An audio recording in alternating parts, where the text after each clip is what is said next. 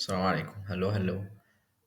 كنت لسه بعمل فيديو كان مطلوب مني يعني في وظيفة كنت مقدم عليها وعندي وقت فاضي، فقلت ايه نسبايس things up ونعمل بريف كده عن السيشن بتاعت how to find remote job، واحنا بنسيرش ازاي على remote opportunities برا مصر، علشان السيشن 4 ساعات ولسه محتاجة حبة وقت كتير عشان تتظبط وتترفع اونلاين على سبوتيفاي ويوتيوب يعني، فنقدر نشير ده على طول للناس اللي محضرتش، وعشان كان في ناس مهتمة في واي كارير شات وفي كوميونتي على ريدت وهكذا، ولا أي حد يعني ممكن يكون مهتم أو حاجة تفيده. تمام. فسريعا نور كان اتكلم معانا ان احنا ازاي بنسيرش وازاي بنعمل جوب اليرت، بحيث ان هو لينكد ان يبدا يبعت لنا نوتيفيكيشن، ما نجيش كل يوم او من وقت للتاني نعمل نفس السيرش من اول وجديد. تمام. فهنراجع ده دلوقتي مع بعض وهنقول كام تريكه صغيره تظبط معاك الدنيا برضو. اول حاجه هندخل على جوبز مثلا. تمام. وعندي هنا بحط التايتل او بحط السكيل او بحط الشركه. احنا هنسيرش بالتايتل او بالسكيل، او خلينا في التايتل يعني. تمام. ونخلينا مثلا نختصر او نخلي حاجه واضحه وصغيره، مش تفاصيل كتير قوي. وهنا بنحط اللوكيشن. تمام. انا مثلا business development. تمام. وهنا عندي اللوكيشن. كنا قلنا ان احنا نحط اللوكيشن وورلد وايد، تمام، عشان يجيب لنا كل الفرص اللي هي موجوده وورلد وايد جلوبالي يعني. تمام. بس وممكن نحط EMEA ريجن، ممكن نحط مينا ريجن، ممكن نحط ايجيبت، على حسب انت بتدور فين، وممكن نحط دوله معينه بعينها يعني. تمام. بس عشان نخلي السيرش بابليك شويه، وهنظبط فيه شويه تفاصيل في النص بحيث ان هو يخدم الهدف بتاعنا، ان احنا نحاول نلاقي فرصه شغل ريموت نقدر نقدم عليها احنا في مصر وهكذا يعني. فهنشوف مع بعض. وورلد وايد فيها ايجابيه ان انت بتشوف كل الفرص المتاحه، وان اوقات الشركه مثلا بتبقى اللوكيشن يو اس اي، بس عشان الشخص او الشركه موجوده في يو اس اي، بس هم اوبن تو هاير جلوبالي. ده ممكن يبقى باين في الجوب ديسكريبشن مكتوبه التفصيله دي، او ممكن ما تبقاش مكتوبه بس هم اوبن لحاجه زي دي، او لما تقدم فيشوفوا السي في بتاعك فيحبوا يتكلموا معاك وما يكونش عندهم اي مشكله ان انت تشتغل معاهم. تمام. النقطة السلبية في إن أنت كده بتشوف فرص كتير قوي. ممكن تلاقي فرصة في بولندا، وفرصة في ألمانيا، فرصة في يو اس اي، فرصة في السعودية وريموت، لكن ريموت جوه الدولة أو جوه القارة، مش اوبن لكل حاجة. بس برضو أنت ممكن تجرب وتاخد الاكسبيرينس دي، وكمان حتى إن أنت يعني زي ما بيقولوا في الناس اللي شغالين حاجات كرييتيف وارت وكده، تغذيه بصريه، نعمل تغذيه عقليه، تشوف الناس بره بتفكر ازاي، بتطلب ايه وهكذا، وممكن تظبط معاك. هتاخد منك وقت ومجهود، بس ممكن تعمل زي بالك ابلاي، ان انت تقدم على حاجات كتير من غير ايفورت كبير قوي، لكن في فرص معينه حسب الجوب ديسكريبشن والتفاصيل الموجوده، وهم عايزين ناس في انهي لوكيشن، او انت شايف الشركه حلوه قوي والجوب حلو قوي، فتعمل فيها ايفورت ريسيرش وتجهز نفسك اكتر. تمام. فهنحدد مثلا هنا اللوكيشن EMEA او وورلد وايد او زي ما اتفقنا، وهندوس سيرش. تمام. في نقطة مهمة قوي طبعا، ان احنا هنا هنختار ريموت. تمام. انت عايز البوزيشن يبقى هايبريد ولا اون سايت ولا ريموت؟ احنا بندور على ريموت فهنخليها ريموت. عندك مثلا ديت بوستد، انت عايز يظهر لك وظائف نزلت امبارح، نزلت الاسبوع ده، الشهر ده، فدي برضو حاجات بتساعدك. الاكسبيرينس ليفل ان انت بتحدد، وبلاش تحدد حاجة واحدة، حاول تحدد اكتر من حاجة ويردوا. تمام. لان السيرش هتلاقي فيه حاجات مش قريبة قوي للكيوردز بتاعتك. في حاجه حلوه ان انت ممكن تحدد الشركات، يعني مثلا في ريموت كارير بورد اللي عاملينها في الين تالنتس، في بورد للشركات ريموت اللي هي اوريدي بتعمل هايرنج في مصر، او بتقبل ناس مينا ريجن او EMEA او وورلد وايد، ما عندهمش مشكله ان انت تبقى من مصر. فممكن حاجه حلوه قوي، بدل ما تدخل تدور في كل شركه لوحدها، فانت ممكن تعمل ايه، تيجي حاطط الشركات هنا لو انت حابب تعمل ده. تمام. عندك فلترز كتير قوي هنا، ان انت ممكن تحدد حاجات كتيره جدا. باقي الفلترز بتاعت السيرش يعني، لو حد حابب تحدد الشركات، الجوب تايب نفسها، كونتراكت مثلا او فول تايب. كونتراكت ممكن تبقى حلوه في اوقات، لو انت مثلا عملت وورلد وايد او EMEA او دوله معينه، فده معناه حاجتين: يا اما هم عايزين حد كونتراكتور مش فول تايم في الدوله بتاعتهم، او هتبقى بنسبه اكبر بتقرب فكره ان هم عايزين حد كونتراكتور، فعشان ما لهمش مكتب في دوله معينه بره، او الدوله اللي عايزين فيها ناس، فبنسبه كبيره بتبقى كونتراكت مثلا. واوقات عادي ممكن تبقى EOR اللي هي حاجه اقرب فول تايم. بس بقول لك تريكات في النص يعني. عايز تحدد دول معينه، اندستريز معينه، انا بزنس ديفلوبمنت وعايز اشتغل عايز اشتغل بزنس ديفلوبمنت في الاديوكيشن، في الفاينانس، في التكنولوجي، في كل دي حاجات بتساعدك. عايز تحدد الجوب فانكشن، التايتل تاني برضو. بلاش تحدد حاجات ايزي ابلاي يعني، حتى لو حاجه ايزي ابلاي حاول تشوف الويب سايت، لو البوزيشن عليه قدم عليه على الويب سايت افضل. حابب تختار بنفيتس وهكذا، كل ده موجود. بس حاول انت ما تختارش حاجات قوي غير لما تكون سيلكتيف جدا بالفعل، او انت عندك اوريدي وظيفه حلوه بس بتدور على حاجه تانية احسن. وممكن تعمل ده حتى لو مش شغال، بس انت كده بتخلي السيرش كلوز قوي لحاجات معينه. فخلينا نبدا نجرب ناخد الدايره من فوق او السلمه من فوق، ونبدا ننزل خطوه خطوه. تمام. احنا كنا بنتكلم بنظبط الريسيرش بتاعنا ازاي، التايتل، اللوكيشن، عايز احدد تاريخ معين نزلت فيه الاوبورتيونيتيز دي، الاكسبيرينس ليفل، الشركه، الاندستري، البنفيتس مثلا والحاجات اللي بتقدمها الشركه، الاندستري، حاجات كتير قوي. تمام كده احنا ظبطنا كل حاجه. مهم طبعا ان انت تجو ثرو الجوب ديسكريبشن، لو في اي حاجه ممكن تفرق معاك تلاقي تفصيله معينه بتفرق بتحدد اذا كانت الفرصه ورثي انف ولا لا، او اللوكيشن وهكذا. الاهم من كل ده عشان ما تعملش كل ده من وقت للتاني من البدايه، ان انت تعمل ايه في جوب اليرت هنا اهي. تمام، هتفعل هتعمل هتاكتيفيت ده، هتفعل دي كده. فكده لينكد ان هيبعت لك يوميا اسبوعيا او بشكل ما، وهي ليها تظبيط اعتقد تقريبا، بس مش ظاهره عندي هنا، ان هو يبعت لك نوتيفيكيشن بالشغل ده على لينكد ان او على الميل. تمام. لو انا عايز ادور على حاجات مختلفه، حاجات عكس بعض، وظائف مختلفه، عندي كيوردز او انبوتس مختلفه، مثلا عايز ادور على في الشركات لوحدها، اعمل سيرش بالشركات، وعايز اعمل سيرش من غير شركات، فتقدر عادي ترجع تعمل سيرش تاني وتعمل اكتيفيت الجوب اليرت دي، فيبقى عندك اكتر من اليرت يبدا ان هو يبعت لك فرص بناء على الكيوردز او الانبوتس اللي انت عملتها. تمام.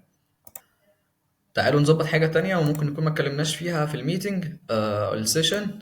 هترجع تدخل على جوبس، هنا عندك بريفرنسز. تمام، بتظبط البريفرنسز بتاعت الشغل. ثانية واحدة. بريفرنسز هتوديك على الجوب اليرتس لو انت عايز مثلا تedit فيها حاجة معينة او عايز تمسح منها حاجة معينة. تمام. برضو ان انت مثلا في ناس بتشوفوا البانر الاخضر بتاع open to work مثلا. تمام، فدي بتظبطها من هنا. بصراحة في ناس يعني سمعت كلام كتير اللي هو مش مفضلة قوي، ان الناس تشوفك ان انت اوبن تو ورك وبتاع، لكن انت عادي تقدر تقدم، تعمل لينكد ان اوبتمايزيشن، تظبط الاكونت بتاعك، فانت قادر انت تراكت الناس ليك. كيف الناس اللي هم الهيد هانترز وكده اللي بيدوروا على تالنتس، او لما تقدم على حاجه فتبقى جزء من البيرسونال براندنج بتاعك، الايمج اللي هي ظاهره للناس. تمام. بس برضو انت ممكن تظبط فيها حاجه، ان انت تخليها مثلا اوبن للريكروترز بس، الناس اللي بيستخدموا لينكد ان اكونت ريكروتر هم بس اللي يقدروا يشوفوا ده. تمام.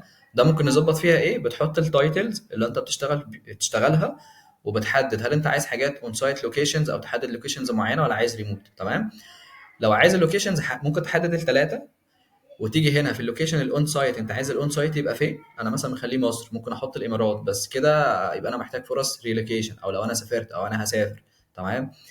عندك اللوكيشنز الريموت، تحط اللوكيشنز بتاعتك فين، ممكن تحط دول بعينها، وممكن تحط مثلا ريجين، فالريجين هتبقى اشمل للدول دي، فانا حاطط مثلا مينا ريجين وحاطط اميا. تمام. بتظبط حاجات تانية زي ستارتنج ديت، انت جاهز امتى، ولا انت كاجوالي بتدور على وظيفه ولا لا. هنا الامبلويمنت تايب، عايز حاجه كونتراكت، انترنشيب، بارت تايم، فول تايم، هكذا بتظبط ده. وهنا بتحدد عايز ده يظهر لكل الناس على لينكد ان ولا ريكروترز اونلي، ودي حاجه اوبشنال انت ممكن تظبطها ولا لا حسب ما انت حابب. بس هي برضو جزء تاني في حته السيرش، بتظبط الخوارزميات بتاعت لينكد ان، ان هو كل ما تفتح لينكد ان او تفتح جوبز تلاقي وظايف بالكيوردز، الحاجات اللي انت بتدور عليها. تمام. فدي برضو بتسبورت معاك حته السيرش على وظايف، مش بس لو انت بتدور على وظيفه ريموت جوه مصر بره مصر، ايا كانت نوع الوظيفه اللي انت بتدور عليها ريموت، هايبريد، اون سايت، ايا كانت. انت بس الانبوتس، المدخلات اللي انت بتحددها هي اللي بتحدد الاوتبوت، النتائج اللي هتظهر لك.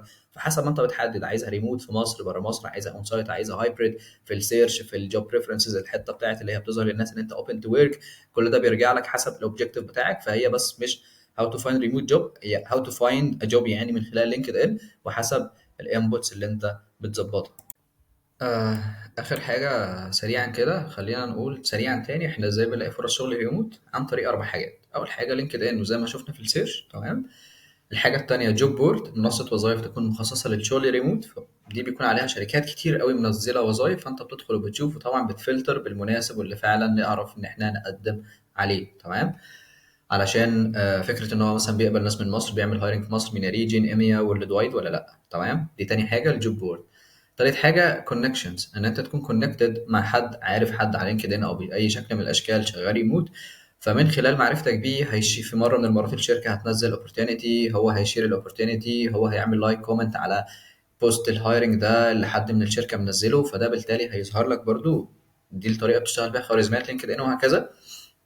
الحاجه الرابعه ان انت زي ما عملت السيرش في لينكد ان، هي خوارزميات لينكد ان نفسها، ان انت لما بتسرش على الحاجات دي بتظبط النوتيفيكيشنز، الكلام ده كله، فبتبدا ان هي تجي لك. تمام.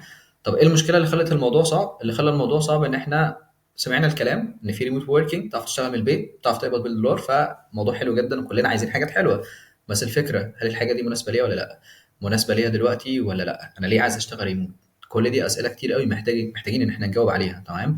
هل انا مؤهل دلوقتي ومستعد ان انا اشتغل في الليفل ده وفي الحجم ده للشغل والمتطلبات الموجوده ولا لا؟ هو طبعا مش لازم تبقى بيرفكت و100% من الجوب ديسكريبشن. الناس بتقول وحتى التالنت اكوزيشنز بيقولوا 60% من الجوب ديسكريبشن از انف. تمام. ان انت تقدم. انت ممكن يبقى عندك سوفت سكيل حلو، تكنيكال سكيل حلو، ممكن يكون عندك في حاجه في الهيومن بينج بتاعك بيميزك عن غيرك. تمام. زي ما بنقول عندك سوبر باور بشكل ما. مش لازم تاخد الكلمه بشكل كبير قوي، بس في حاجه حلوه قوي بتميزك عن غيرك يعني. تمام. في الهايرنج بروسيس ممكن تبقى انت سيلكتد رقم 4 رقم 5، بس الناس اللي فوقيك مش هتقبل بالاوفر، ممكن يقبلوا اوفرز تانية ما يكملوش الانترفيوز. فانت اسعى ولو نصيبك موجود فاللي مكتوب لك مكتوب لك. تمام. وتاني اعرف انت ليه عايز تشتغل ريموت، ايه اللي ناقصك دلوقتي، طب اعرف ايه اللي ناقصني ازاي. اعمل ريفليكشن على الكواليفيكيشنز بتاعتك في تخصصك عامه. ابدا شوف جوب ديسكريبشنز في شركات ريموت، وخصوصا لو هي بتهاير في مصر وهكذا، وشوف ايه اللي بيبقى مطلوب وايه اللي ناقص عندك. توك تو بيبل، كونكت مع الناس واتكلم معاها. وعادي جدا مش كل الناس هترد عليك عشان هم مش فاضيين او مش اوبن تو شير، او بعض الشركات بيبقى عندها بوليسي، خصوصا الناس اللي هم في التالنت اكوزيشن، او بيقولوا لموظفينهم دونت توك اباوت اور هايرنج بروسيس بشكل ما. ودي اثرت عليا قبل كده، كان معمل لي ريكومنديشنز كتير قوي في بوزيشن ودخلت انترفيوز وفي الاخر غلطت الغلطه دي فجت ريجكتد يعني. تمام. واي معلومه تسمعها من اي حد ميك شور ان الكلام ده حقيقي. تمام. عشان زي ما حصل معانا قبل كده بوستات كتير قوي، ويب سايتس ايا كانت الناس كانت بتفيك او بنيه طيبه عايزه تساعد، لكن ما كانتش بتقول المعلومه كافيه، او ان الويب سايتس دي مش مناسبه لينا احنا كمصريين. تمام. او انت لو انت في مصر فانت محتاج تعمل واحد اتنين تلاته عشان تميك شور ان الحاجات دي مناسبه بالنسبه لك. فاحنا طلعنا نجري ورا كل حاجه وخلاص، وده اللي بيخلينا في دايره مغلقه عمالين بنلف فيها بندور وبنلاقي فرص او مش عارفين نلاقي فين وما بنعملش حاجه. فاعرف مصدر صح وحقيقي، وانت محتاج على الاقل شركه واحده، كونكشن واحد، شركه واحده شغاله ريموت او بتعمل هايرنج في مصر، مينا ريجن، وورلد وايد، ارابيك سبيكرز، او حد تعرفه يكون شغال ريموت. محتاج حاجه واحده بس على الاقل، والباقي هتلاقيه بيتسلسل معاك طول ما انت بتسيرش وبتكونكت وبتتكلم مع الناس وهكذا. تمام. وفي حاجه برضو عملناها في الين تالنتس عشان تسهل على الناس، وهي جوب بورد. بنحط فيها وظائف، عايزه ناس من مصر، عايزه ناس من الريجن، ارابيك سبيكر حقيقي وورلد وايد.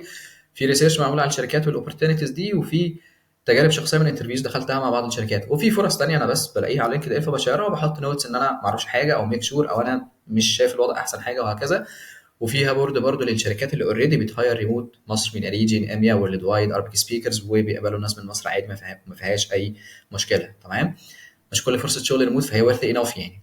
ممكن تبقى فرصه شغل ريموت مع شركه بره في اس اي، في السعوديه، في الامارات، بيدفع لك مرتب عادي جدا، بيئه عمل سيئه ومفيش كارير جروس، مفيش. فلا، خلي بالك.